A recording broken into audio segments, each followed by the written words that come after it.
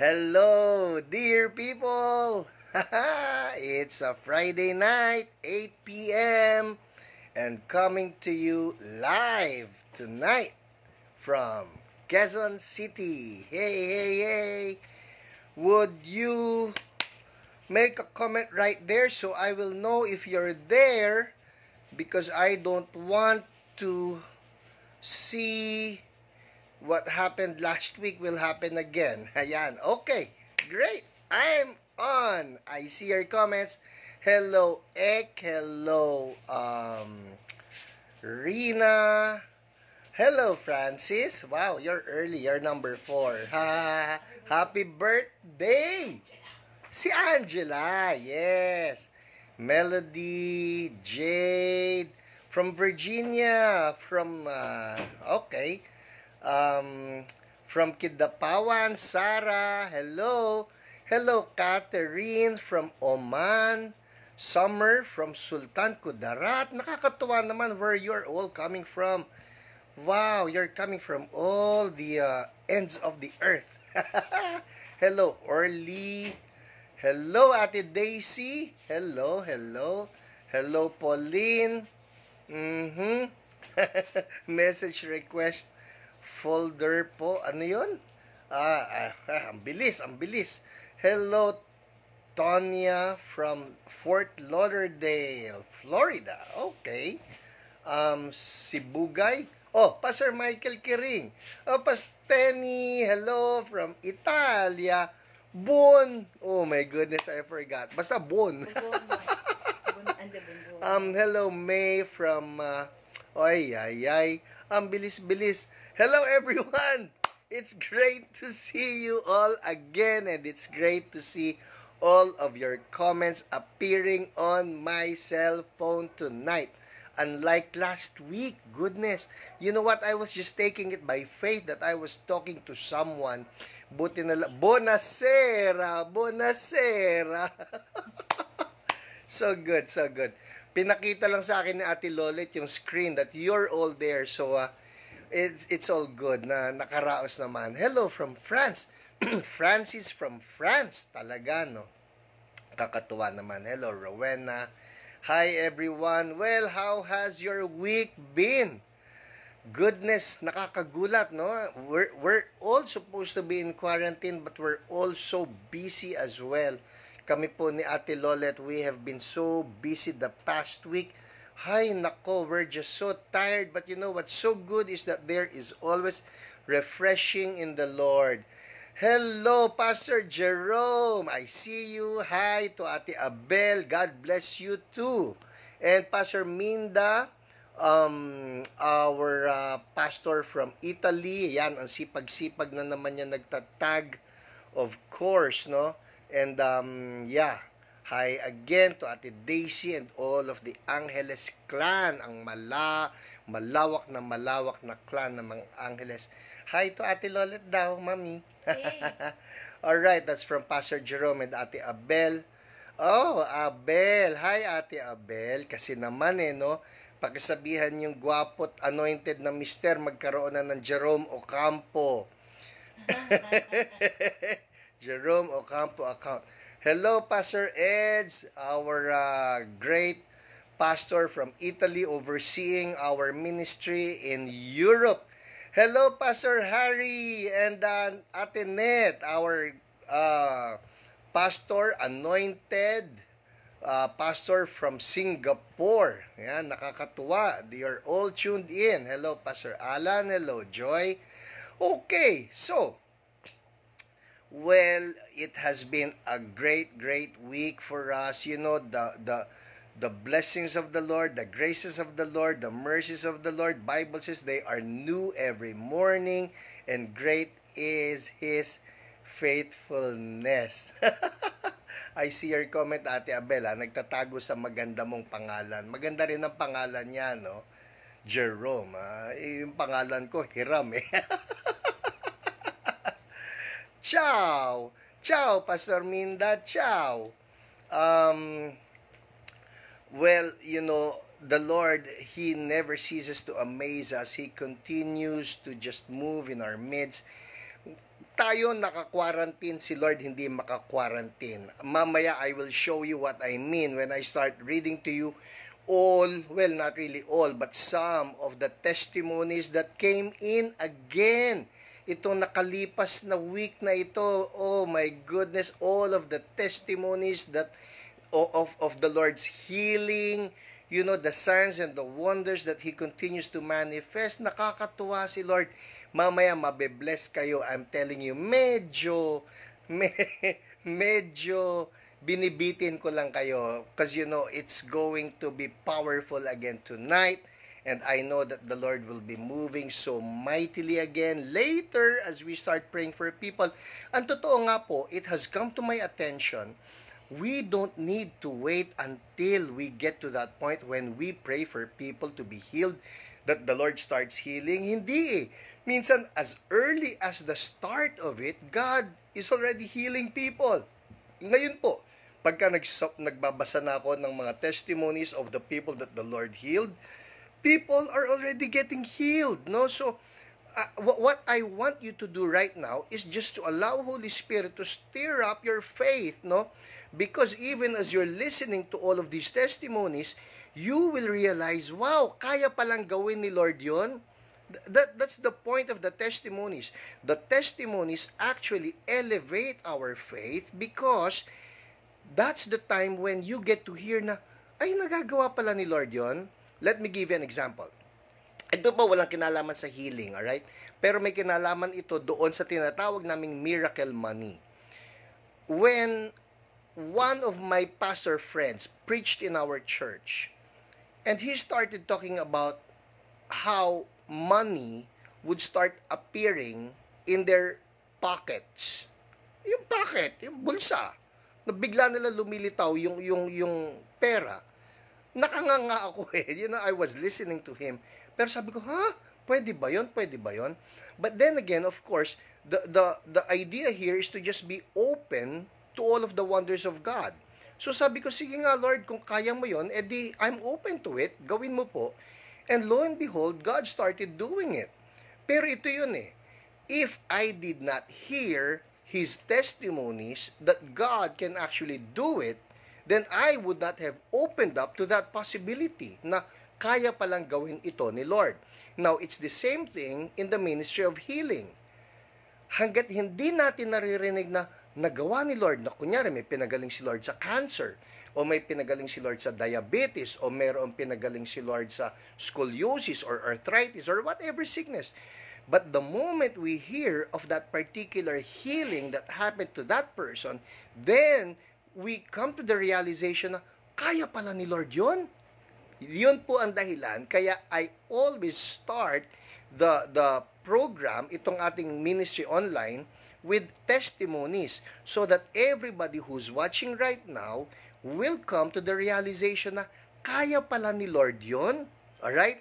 So that, kunyari, you're listening, meron kang arthritis, and then you hear that the Lord healed somebody from arthritis, edi, ikaw ngayon sabi mo, Lord, kung nagawa mo yun sa Kanya, gawin mo rin po sa akin. So basically, it is the testimony of Jesus that becomes a prophetic word for you.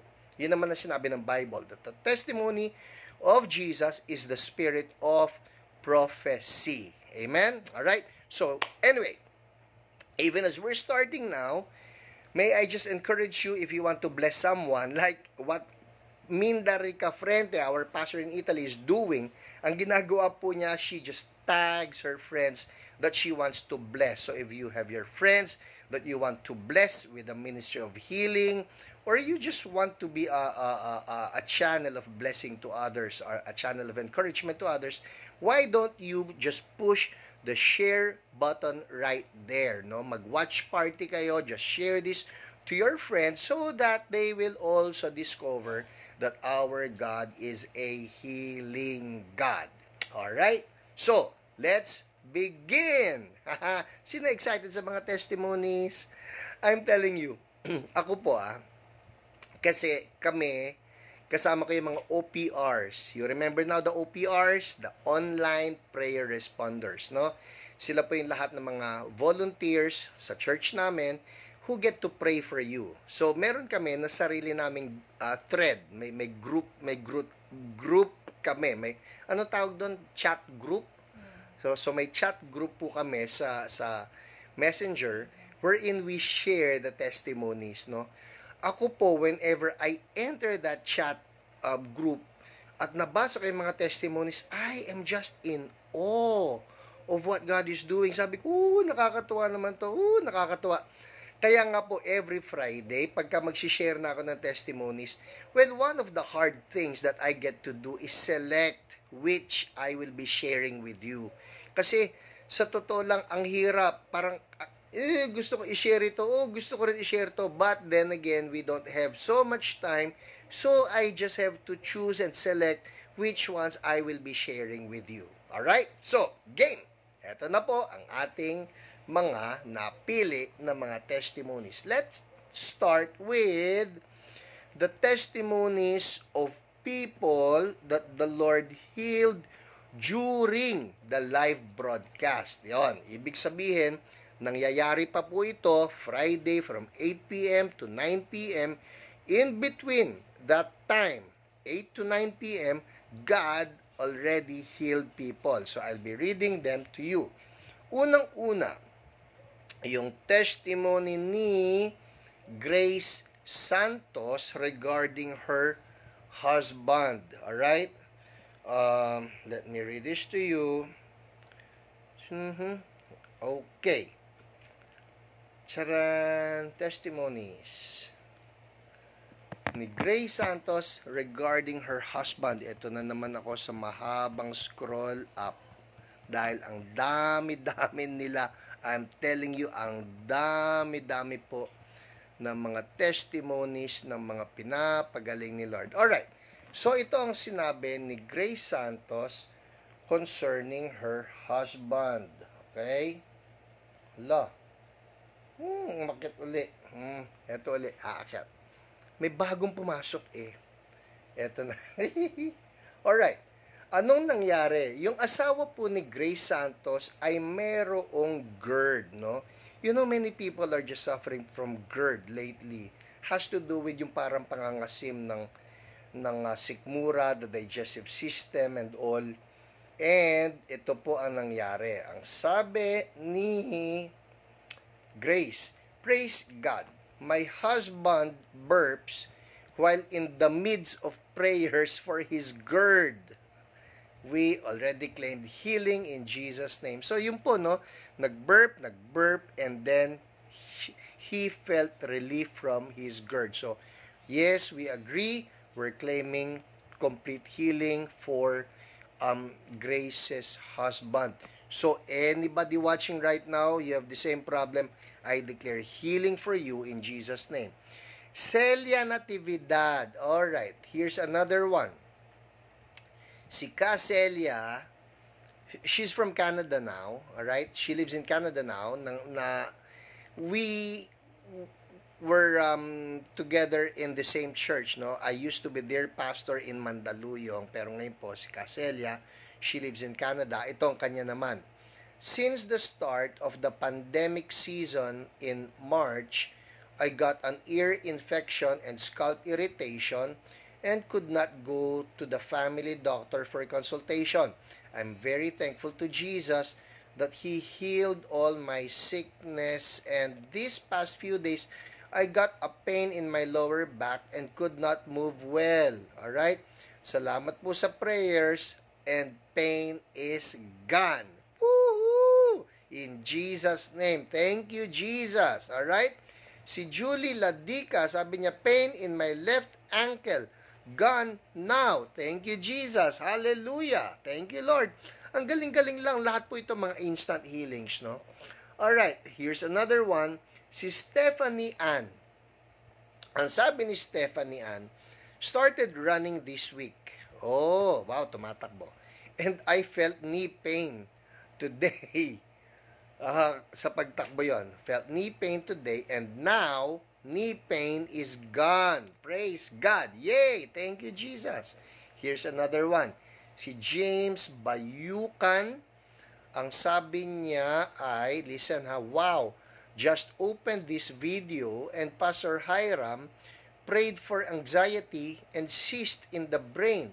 I claim it, received my healing, Lord. Hallelujah. So, thank you, Lord. Total healing for you, James.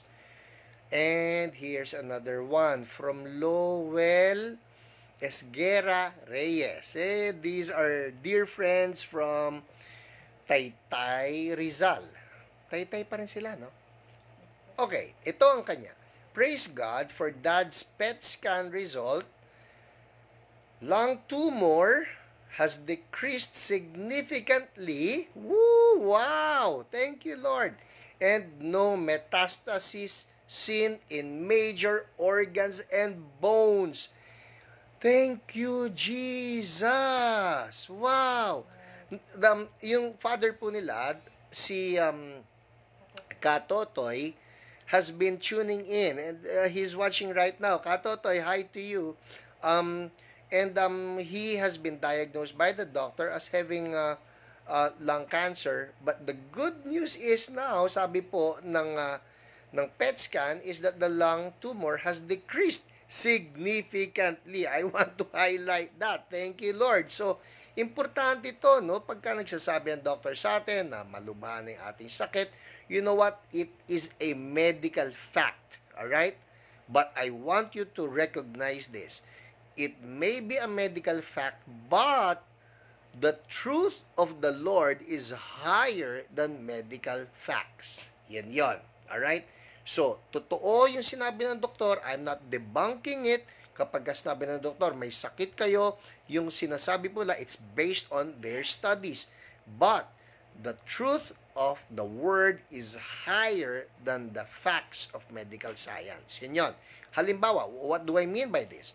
Pag sinabi ni Lord, by His wounds, we have been healed. We have been healed. That's the truth. And that truth is something that we need to hold on to na, Lord, sige po, panghahawakan ko na pinagaling na ninyo ako. So regardless, maski sinabi pa yan ng doktor, panghawakan natin yung promise ni Lord. Amen? So we rejoice with Katotoy, even as the findings is that no metastasis seen in major organs and bones. Complete healing for you in Jesus' name. Amen. Alright, here's another one. Si Megs Imperial, yung kanyang mom. Ito po, let me read this to you. Good evening, Pastor. Medyo nakakarinig na po si nanay last Friday during healing prayer. Medyo nakakarinig. So, I assume bingi. Okay. Alright, so nakakarinig. Hallelujah. And ito, tuloy natin ha. May konting ugong na lang po siyang naririnig paminsan-minsan. Salamat sa Diyos. Alam ko pong totally pagagalingin at ibabalik ni Lord ang normal na pandinig ni nanay. Praise God. Salamat din po sa healing ministry ninyo. God bless po. So, total healing for nanay in Jesus' mighty name. Thank you, Lord. Alright, and one more. One more na lang. Gusto kong umandar. Si Fe Malinaw. Okay? Ang sabi ni... Ay, is this Fe? Sorry, sulat ko na naman na may problema. Ek. That's E-C. Tama ba ako? Ek Malinaw or E-C Malinaw. Ang sabi niya, praise God. Pinag-pray po ako ni Ate Cel Mendezona, one of our OPRs. Yung skin allergy ko at stretch mark sa braso, medyo gumaling na po.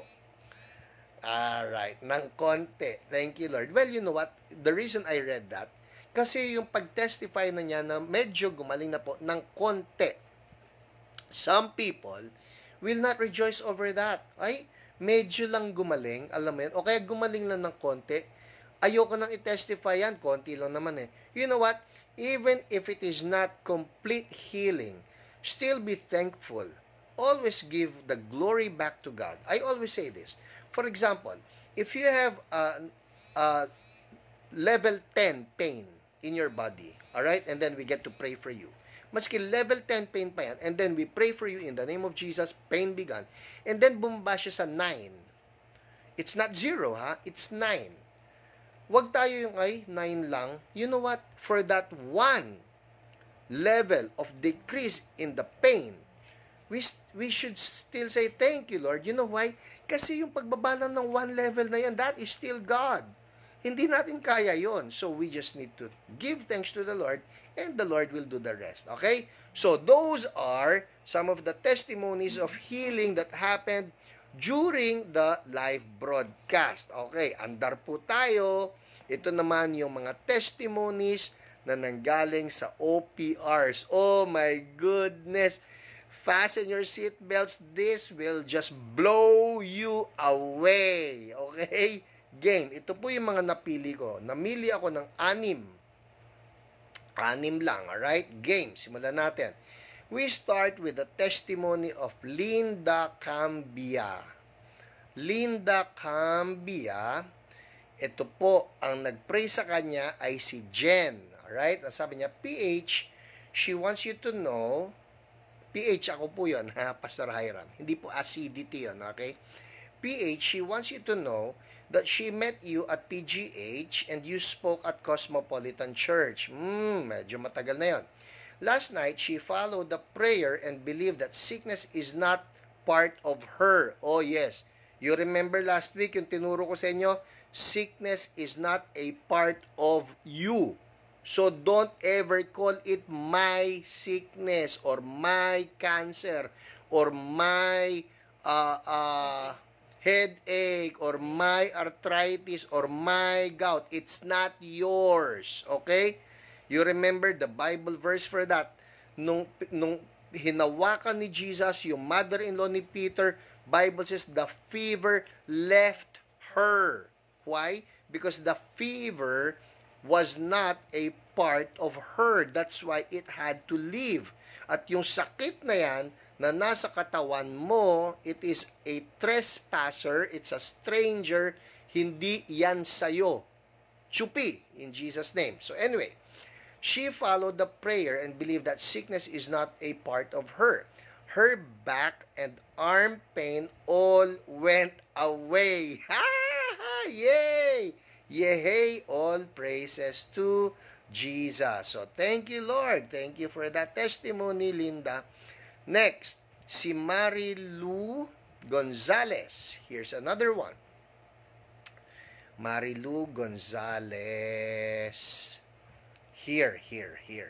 Okay, ang sabi niya, salamat Francis. Ang nagpray po kay Marilu ay si Francis.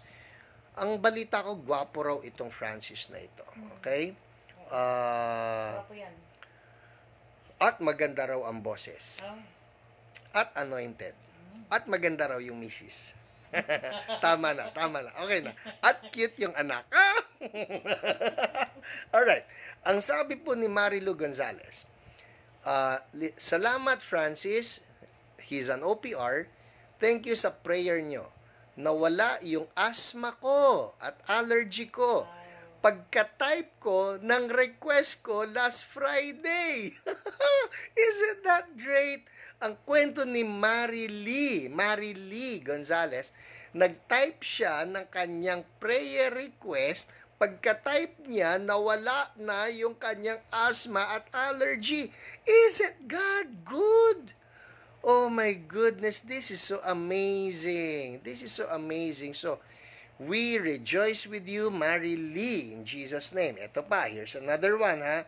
This is from Mary, andar tayo. Mary, wait. Here. Mary Rodith Tion. Yan.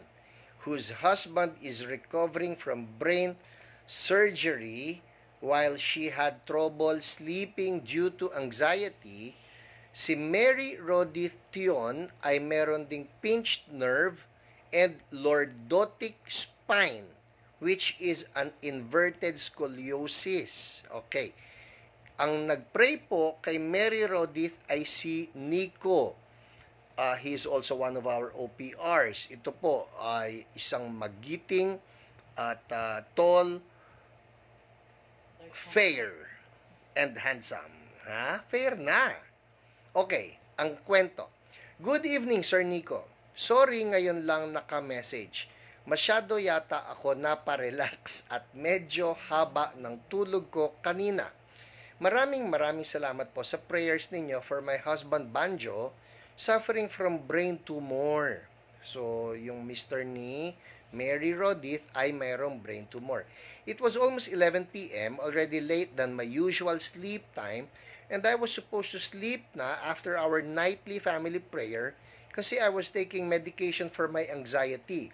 But because nag-prayer request ako during HIY Live ni PH, nag-try ako mag-check if my message request. And there, meron nga. Yun po ang palagi ko sinasabi. For those of you who are writing prayer requests na ipag-pray kayo for healing, please check your message request folder. Pasukin ninyo. Meron po yan doon sa Messenger. Message request. Kasi po doon papasok ang mga sagot ng OPRs namin if they are not yet your friends. Okay?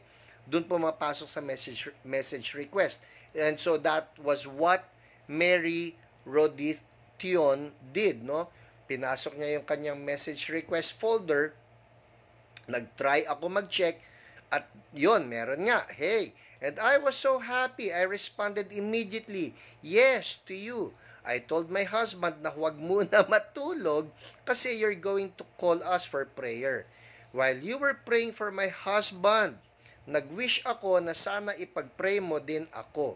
But at the back of my mind, sabi ko, baka ibang prayer responder naman ang mag-message sa akin. After praying for 3 times for my husband, I was surprised you also asked me if meron din ba ako mga dinaramdam. Wish granted. Yay! You asked my husband to lay hands on me and you prayed for my throbbing headache may be caused by my pinched nerves sa neck and lower back pain. While you were praying, ito na po habang nagpe-pray si Nico, while you were praying, uminit ang katawan ko and pinagpawisan despite malamig sa room namin and my headache sa left temple na prominent was gone. Whoa! Thank you, Lord! Sabi niya, hallelujah, praise the Lord. What is more amazing is that nung humiga na ako to sleep, super duper gaan ng back ko na for the first time naka-flat siya sa bed. Wow! Di ba sabi ko sa inyo, lordotic ako, kaya hindi maglapat ang back ko sa bed pag nakahiga. That's why I need to put a small pillow as a cushion or di kaya sideways na lang ako matulog. But that night, straight siya. Ha ha ha. Thank you, Lord. I am praying and I claim na tuloy-tuloy na to. Thank you, Lord, for bringing instruments like you and PH to our family. Please continue to pray for me and my husband, Banjo. God bless you and your family. God bless PH. Salamat po ng marami, Mary Rodith Tion, and God bless you as well and your husband. We declare total healing for your husband. Kingdom of heaven invade his body in Jesus' name. Amen. Amen. Oh wow, I don't know about you, but I just sense God wants to invade every home, every family, every person, everybody. When I say body, I mean yung katawan. God so wants to touch His people because He loves us so much, people. He loves you so much. Don't even entertain. I'm talking to you. Don't even entertain the idea that that affliction is an affliction from God. Okay? Yung iniisip ninyo, no, kaya ako nagkasakit, galit sa akin si God. Alam, God is not mad at you. He is a good Father. He is so good. Very good. Alright? Alright? Tandaan ninyo, mahal kayo ni Lord. Mahal kayo ni Lord. Pwede ba sabihin mo ito, mahal ako ni Lord? Amen? Mahal ako ni Lord. If you're still doubting that truth, let me tell you this. If God did not spare His only Son, but gave Him up for us all, isipin niyo, iisa lang ang anak ni God. God the Father the only begotten Son, isa lang, the only begotten Son, that's Jesus Christ. And because of His love for us, He gave up His one and only Son for you. Tapos sasabihin mo, galit sa iyo si Lord, kaya ka lalagyan ng sakit. No way! He gave up His only Son for you. Amen? Alright? So, love tayo ni Lord. Oh, by the way, I just want to give a shout out to all of our friends from Josie de Guzman's office sa LTO sa La Loma. Right? They're always watching this. Napaka-bait po ng mga tao dyan. They always help me out pagka nagpaparehistro ako doon. Yay! Okay, andar tayo ha. Sino pa? Si Karen Regalado Bal at yung kanyang husband na si Jose. Ang sakit nito ay acute pancreatitis. Alright? Let me read this to you. Acute pancreatitis. Where is it? September 2.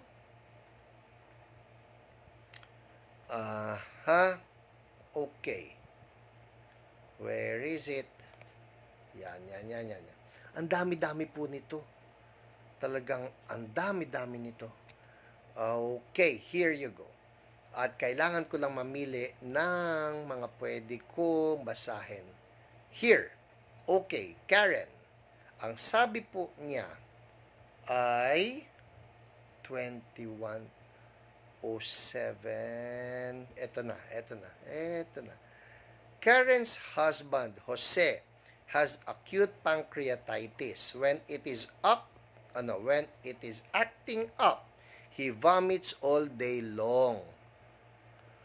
Nanghihina na sa kakasuka. He has difficulty sitting down. When lying down, he has difficulty breathing. He feels like drowning. Yung sikmura niya daw parang hinuhukay with level 10 pain. So hirap na hirap talaga itong si Jose because of his acute pancreatitis. Alright? Si Jen ang nagpray sa kanila. Spoke to his condition, and from the background, I could hear him moaning with pain.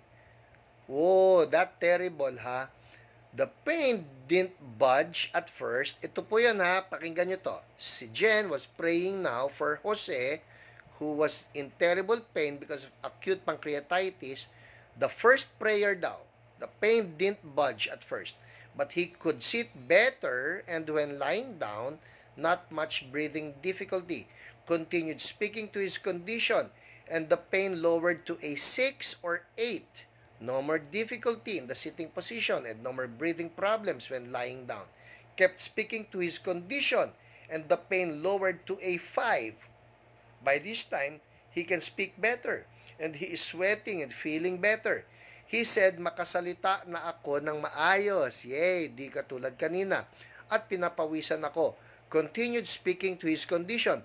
Tingnan niyo yung sinasabi ni Jen, ha? She continued speaking to his condition. You remember, one of the lessons that we learned here is that sickness is alive. And that sickness can hear us. Which is why Jen was speaking to that condition. She was speaking to the sickness. She was not pleading with God. She was speaking directly to the condition. Importante yun. Kunyari, may arthritis ka. Sabihin mo, arthritis, in Jesus' name, be gone. What are you doing? You're speaking to the condition. Andar tayo. Continued speaking to his condition, and the pain lowered to a 2, and then 0 in Jesus' name. Hallelujah! Jesus is awesome. Walang impossible kay Jesus. He is our great healer. Woohoo! Okay. Dalawa na lang. Ay, mabilis na mabilis. Ito na naman ako. Nauubusan na uli ako ng oras. Ito po, I cannot afford not to read these two. Okay? Isa na lang, and then isa na lang. Okay. Here you go. Si Pauline. Let me read Pauline's testimony. If you're listening, whatever sickness that you may have, just claim your healing from the Lord. Okay? Ang sabi naman nitong si Pauline. Okay, eto na po. Good evening po, Pastor Hiram. My name is Pauline. Ako po yun may FB name na, I'm so excited to share my praise report, praising and thanking God for answering my prayer. Please read this sa Healing is Yours FB Live. Eto na Pauline, I'm reading it now, okay? Oy, by the way ha, for others po who may request na please read my testimony, I'm sorry I cannot really do that for everyone kasi po kulang tayo sa time. How I wish I can read everybody's testimony. Pero ito po, I just have to read this because I know it will inspire you. So, sabi niya, when I received the good news from my cardiologist noong September 1, sariwang-sariwa, nasabi ko talaga na, Lord, you will receive the highest glory and praise. Sisikapin ko mag-send ng message kay Pastor Hiram, Pastor HP. Bakit nabaligtad yon? Hiram Pangilinan, na may praise report ako. For many years, palipat-lipat ako ng cardiologist. Iba't iba po health concern ko. Until finally, last year, that's 16 months ago, I found one who, at our first meeting, immediately did a 2D echo of my heart and ECG. My heart sank when he said, meron akong coronary heart disease. Yun po ang problema ni Pauline. Meron siyang coronary heart disease. Hirap na po ako huminga and madaling mapagod. Di ko po matandaan yung exact term pero ang size ng heart ko daw na nangangapal was 0.50 when he checked on me 16 months ago. The normal size is 42 or less. So, pinag-stress test ako which I failed. Kung naging lalaki daw ako, ipapa-angiogram ako agad. At kung ma-confirm yung problem sa heart, agad ako ipapa-angioplasty. Hearing that, hindi lang po ako kinabahan at nalungkot ng sobra dahil sa problema sa puso, but yung sa gastos. So, dalawa ang pinroblema niya. Problema sa puso, problema sa gastos. Ipinagpasa Diyos ko na po, pero nalugmok po ako sa depression and worry every day. I wrestled with the Lord and struggled deeply. Many times, I cried to the Lord to take me quietly. Yan po ang wag niyong gagawin. Alright? Everybody listening, wag ninyo sabihin, Lord, kunin niyo na lang po ako, especially when you know that you still have a purpose in life. That's why we use the word contend. Lumalaban tayo, we contend for our healing. So anyway, sabi niya, many times I cried to the Lord to take me quietly. Lahat ng pwede kong gawin to get the hand of God to touch and heal me, pinipilit kong gawin. Then, eto na, I stumbled upon your invitation to join you sa Healing is Yours FB Live. It was Monday. Then all the Friday since then, I was there. Wow! Nandyan ka pala palagi, Pauline. Thank you, ha? I learned so much and tried to apply my learnings. Umabot na po sa 5 OPR ang nag-reach out sa akin and prayed for me. Thank you, OPRs! Each time po sinasabi nila, and you din po, ako rin daw, to check it out. By now, you should know that, no? I wanted to have the same faith as theirs, na I have my healing. Pero I had no way of knowing. Since this pandemic, na-postpone na yung second heart test ko, which was stress echo sa Philippine Heart Center. Yung first time, hindi natuloy dahil may kamahalan. Second time, di ulit natuloy kasi po nag-pandemic. Mismo Philippine Heart Center ang nag-cancel dahil sa COVID cases doon. Lalo po ako nag-alala dahil baka lumala ang condition ko. I went to deep depression for several months and every Friday nagpo-post ako ng prayer request ko sa iba't ibang health concerns ko. Thus, dumami na nagpe-pray for me. My concerns were vertigo, but this one hindi na masyado. Meron pa din minsan probably due to eye problem or sinusitis, etc. Threat of glaucoma, sleep apnea, GERD, etc., etc. Depression, panic, diagnosed in 2015, and hypertension. Saan na ako? To be honest, nahihiya na ako sa mga OPR na nagpe-pray for me, and every time they tell me to check it out, gusto ko na lang bawiin yung prayer request ko, pero pag Friday na ulit, magpo-post ako ng health concerns ko. Si Ma'am Cherry po ang mas madalas mangumusta sa akin. Ma'am Cherry, she's also one of our OPRs, praying for me, at madalas ko maabala ang pag nagkaka-panic attack po ako. One Friday, di na ako nag-post ng prayer request but decided to trust God na alam na niya ang concerns ko. I felt that God wanted me to pray for others and was really teaching me every Friday. So I always take down notes. Oh yeah, nakakatuwa naman yon. People, why don't you do that? No, take down notes then, because every Friday I get to give you a different teaching, no? So I always take down notes, and the Holy Spirit is prompting me to recall them and put into practice. Since then, bihira na ako mag-post ng prayer request but started praying for others who post their prayer requests. Nilalike ko po posts ng pinag-pray ko during FB Live. Eto na po ang miracle ko. Eto na po. Pakinggan natin. Hehehe, sorry ang haba ng palabok. Mukha nga, pero praise God. Maganda ito. September 1, 2020, nakaschedule ako ulit sa cardiologist. Sabi ni Doc, nakaka 16 months na ako nagte-take ng maintenance meds and dapat every 6 months dapat i-check ang heart ko. But I never got to do the other tests kasi mahal po. So sabi niya, magpa 2D echo at ECG ako ulit that day. Nasabi ko po bigla, ready ba ako dyan? Okay? I meant, kung ready ba ako sa gastos. Kasi check up lang pinunta ko and expecting na 500 lang ang babayaran ko. Pero like the first time, 10 times ang inaabot ng consultation fee ko pag may 2D echo and ECG. Mahal po ang magkasakit, ano?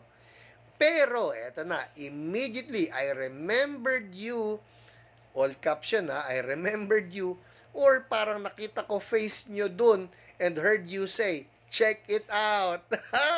Tama yon. Check it out. Check it out.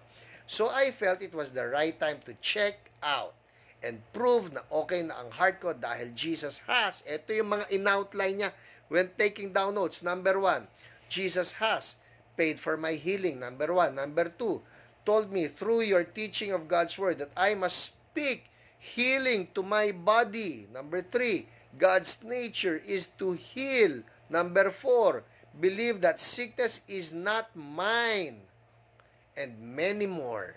Oh, you're listening, Pauline. Hallelujah. So I had the tests, and while lying down, I was smiling, praying, and joyfully telling myself and God na ito na yung araw na maa-amaze si Doc dahil maayos na ang heart ko. I really told God na, Lord, gusto ko po may praise report ako sa Friday. Matagal na ako naiinggit, in a good way, sa mga pinapagaling mo and nagsishare ng testimony ng healing nila. Sabi ko, ako naman, Lord. Now, that's a good prayer. Yung heart ko, ito na po, ay nag-improve na. From 0.50, naging 0.45 na lang po. Amazed si Doc at nakangiti na sinabi yan sa asawa ko, considering wala akong exercise and special diet dahil nag-gain pa ako ng weight since pandemic started. Now, that is something I pray to God na magawa ko. Pag-ingatan ang kalusugan ko. God is truly amazing. Kaya po, please, read my praise report. God is awesome.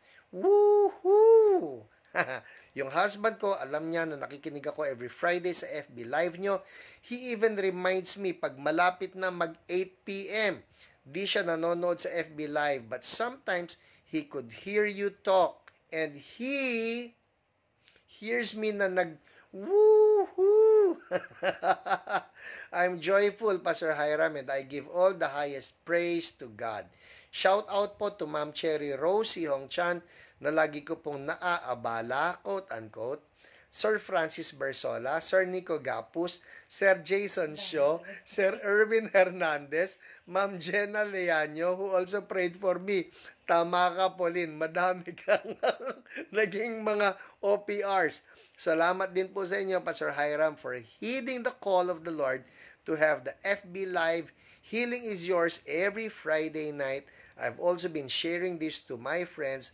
All glory and honor to Jesus Christ, my healer. Wow! Thank you, God. Thank you, Lord.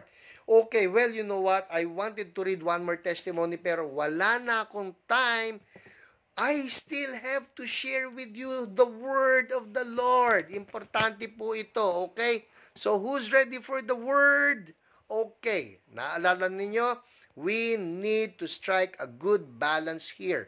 We have the wonders, yun yung pinag-uusapan natin. Ano ba yung ginagawa ni God? And we have the Word, alright? The Word, that's the Bible. Hindi pa pwede na puro wonders lang at walang Word. Hindi rin pa pwede na puro Word lang na walang wonders. That was precisely why Jesus rebuked the Pharisees and the scribes. Sabi niya, you are in error because you do not know the scriptures nor the power of God. Ano yung scriptures? The word. Ano yung power of God? The wonders. Kaya sabi ni Jesus, pag hindi ninyo nabalanse yung dalawang yan, you will be in error. Kaya po, dapat may word. Kaya game. Sino handa sa word? Okay. Quickly. I'm reading from 1 John 3:8. Alright? 1 John 3:8. Ang sabi po doon, the reason the Son of God appeared was to destroy the devil's work. Okay? The reason the Son of God appeared was to destroy the devil's work. From this verse, we see the two protagonists in this planet, even in our lives. First, you have the Son of God. That's Jesus Christ. And then you have the devil.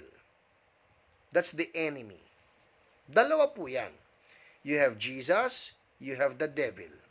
At ang sabi rito, the reason why the Son of God, Jesus, came, the reason why Jesus appeared, was to destroy the devil's work. So si devil may work. And I want to highlight this tonight. Si devil may work. Now, what would be the work of the devil?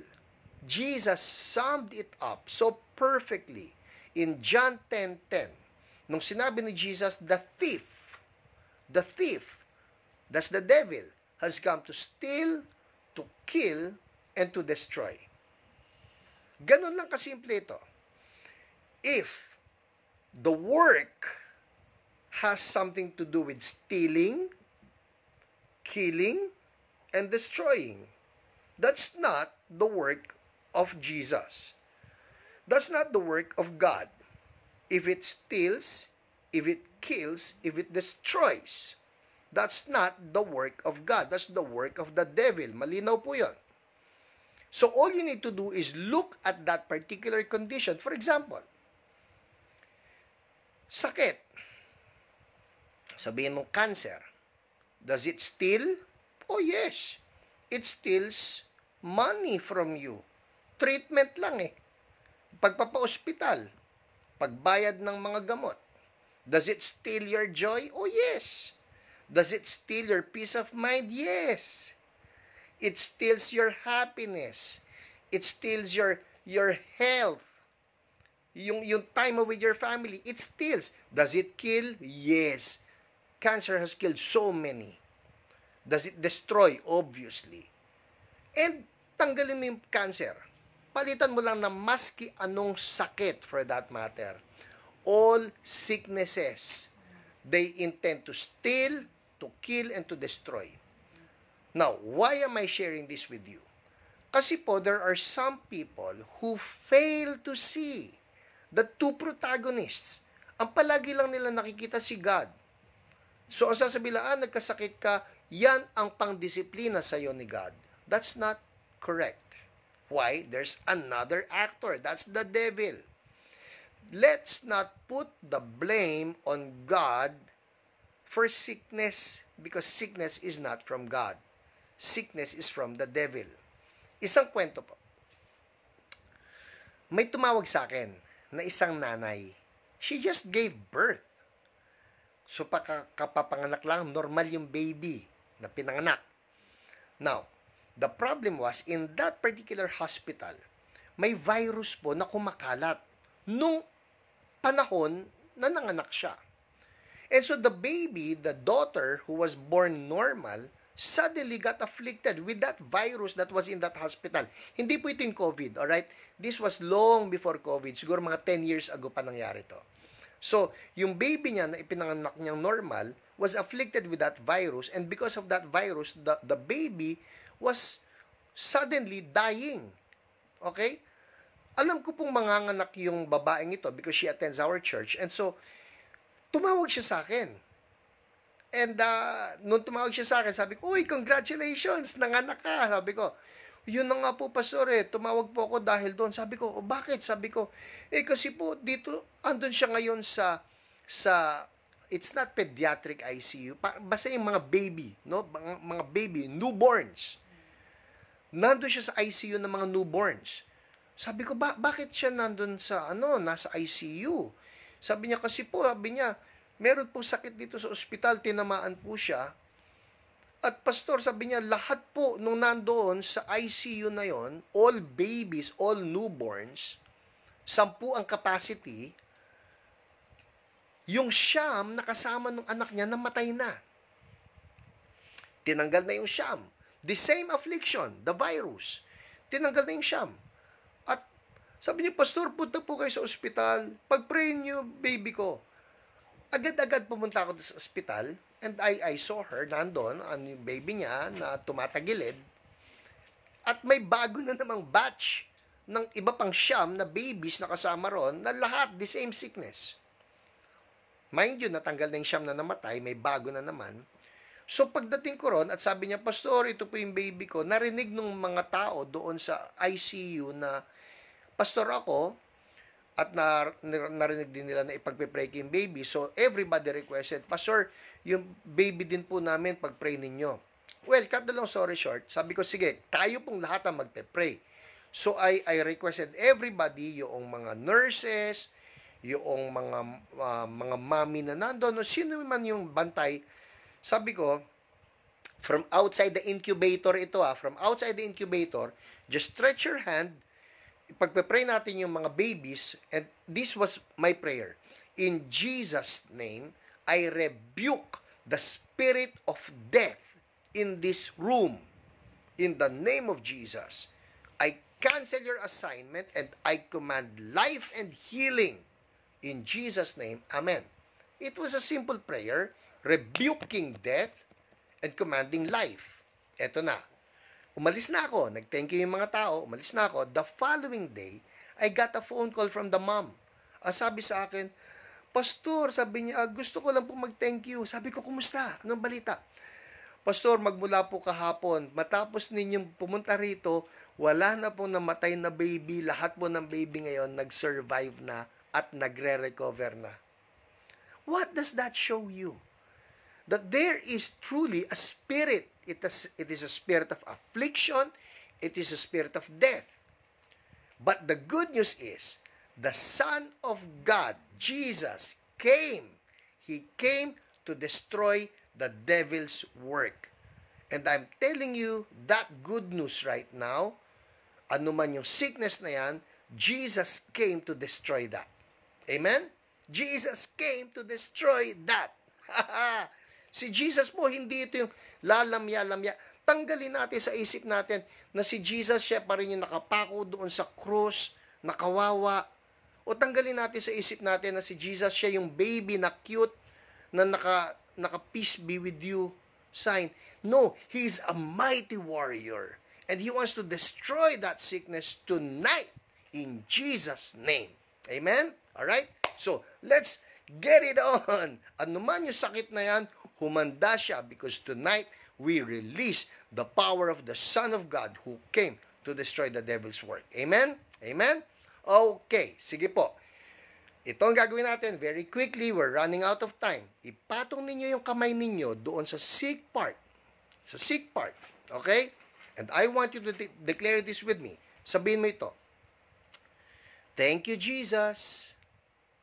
You came for me because you love me. Diba? Ang sarap nun. Ulitin natin yun, ha? Thank you, Jesus. You came for me because you love me. Oh, just receive that word. He loves you. Now, I want you to place your hand on that sick part, remembering that Jesus loves you. And now say this. In the name of Jesus, the Son of God, who came to destroy the devil's work, sickness, name the sickness. Kausap nyo yung sickness. I rebuke you. Be gone. Now. In Jesus' name. Now. In Jesus' name. Thank you, Lord. You paid for this. Healing flow. Amen. Amen. Check it out. Go ahead. Check it out. The work of the devil has been crushed, destroyed, paid for. Check it out. That sickness, that affliction should be gone in Jesus' name. Check it out. Check it out. Subukan ninyo igalaw, lalo na po yung mga outward pains, mas madaling i-determine yan. Yung mga nasa mga internal organs natin, well, you can still sense may ginagawa si Lord, but check it out in the name of Jesus. Alright? And so, we also address etong si Eloisa Vinson, the headache, the kirot ng dibdib, the aunt who also has sore throat, in Jesus' mighty name, be healed. Healing flow right now. Headache, kirot ng dibdib, out. Si Michael Ladiero, the body pain and the cough, out. In the name of Jesus, we rebuke all sicknesses. Kay Melvin Isaac Rojas, cough and acid reflux, be gone in the name of Jesus. Jesus has destroyed you. Kay Maria Isabel, painful carpal tunnel, be gone now in the name of Jesus. Healing flow. Check it out. Check it out, Isabel. Check it out. Pain is gone now. Carpal tunnel gone. June Morales, arthritis, out now in the name of Jesus. Binayaran ka na. Out now. Snoopy Ortega, body pain in Jesus' name, be gone. Thank you, Lord. Thank you, Lord. Just start thanking God. Pete, lose strength and appetite to be back in Jesus' name. Ooh, I feel that. I feel that. It's flowing right now. Claim it, Pete, in Jesus' name. You're feeling it right now. It's flowing. Kay Joy Yee's husband, dry cough, out now in Jesus' name. Clear up. Clear up. Holy Spirit, thank you. Si Topher Mariano, Bell's palsy, I speak recovery right now. Nerves normalize. Now, life to you. In Jesus' name. Check it out. Igalaw mo. Check it out. In Jesus' name. Alvin, I rebuke that pneumonia. Lungs, clear up in Jesus' mighty name. Thank you, God. Healing. Healing flow. Si Amy Santos, mabago, rapid heartbeat, anxiety, and panic disorder. I rebuke you all, and I speak peace right now from head to toe. Amy, receive that peace. Just say it. I receive peace right now in Jesus' name. Thank you, Lord. Jocelyn Lazaro, complete healing from breast cancer. Cancer, out. Jesus has paid for you. Out now. Healing, restoration, recovery right now. Creative miracle even right now. Who, you're feeling it? Jocelyn, you're feeling it? Creative miracle right now. God is reconstructing what the devil has stolen. Bel Vicente, the daughters Nina, migraine be gone. And for Kim, scoliosis be gone. In Jesus' mighty name. Sickness, I rebuke you. Healing to flow now. In Jesus' mighty name. Thank you, Lord. Because you have come to destroy the devil's work. Marilyn Dewey, I speak healing from diabetes and high blood and anemia. kingdom of heaven flow right now upon your home even. Gladys Palarca, Mayoma, be gone. In the name of Jesus, bayad ka na, alis. Cel Avila, severe back pain, healing to flow. Check it out, Cel. That pain is gone now in Jesus' name. Nanay Gloria, she's anemic. I rebuke anemia in Jesus' name, and liver cirrhosis. And Jude Cabalza, liver problem, be healed now. New liver for you. Thank you, Lord. Leonora Salenga, pain sa ilalim ng right ribs, pain be gone now, healing to flow right now in Jesus' name. Kay Reyes, migraine, back pain, stomach pain, healing, healing. Jesus has paid for that. And Armin, emphysema, daily body pains, all of you be gone in the name of Jesus. Lahat ng mga sakit, we are speaking to you, and by the authority of our Lord Jesus Christ, we say, be gone. Our Lord Jesus, the Son of God, has come to destroy the devil's work. In Jesus' name. Thank you, Lord. Thank you, Lord. Amen. Amen. Well, people, I want you to check it out. Check it out. And if God has done something wonderful, you felt relief, you felt the pain decrease, or you felt the pain is gone, can you make a comment right there that you have been healed? People, it's 9:01. Natapos na po tayo. You know what? It's always great to see God move. And I would love to see your praise reports. Maski nagsara na po tayo, maski natapos na tayo, the moment I finish this, just make a comment. If you feel better, if you've been healed, just make a comment so that we can rejoice with the Lord for what He has done for you. And also, those of you na mayroong mga prayer requests, go check your message request inbox kasi po, nandyan nagko-communicate ang ating online prayer responders. Well, people, that's it for tonight. I'll see you again Friday, 8 p.m. to 9 p.m. and also Sunday. We're inviting you. You're invited. Come join us. If you don't have a church yet o gusto nyo lang bumisita, Church So Blessed Facebook page. That's 10:30 a.m., 2 p.m., and 5 p.m. God bless you. God bless you. God continues to heal. And also, I encourage you, if you've been blessed, just share this. After I post this on Facebook, i-share lang ninyo. Spread the good news that our Jesus Christ is alive and that He heals. God bless you. We love you.